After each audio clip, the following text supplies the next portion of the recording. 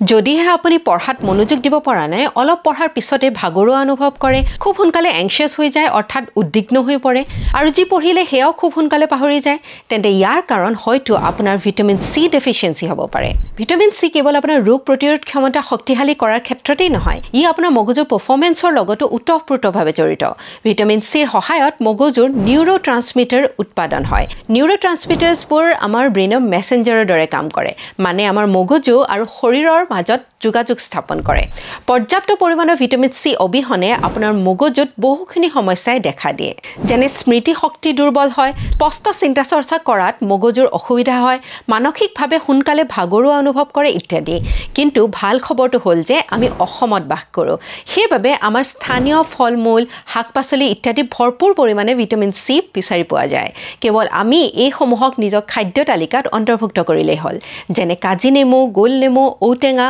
টেঙামৰা বা মেষ্টা টেঙা চুকা শাক মানিমুনি মধুহুলেং ইত্যাদি যেহেতু ব্ৰেইনটো হৈছে আমাৰ শৰীৰৰ অতিকৈ গুৰুত্বপূৰ্ণ অংগ সেইবাবে ইয়াৰ ভালদৰে যত্ন লোৱাত আমি কিন্তু কৃপণালি কৰিব নালাগে পুষ্টিকৰ আহাৰ খাই সুস্বাস্থ্যৰ গৰাকী হওক আৰু নিজৰ কেৰিয়াৰত আগবাঢ়ি যাওক ধন্যবাদ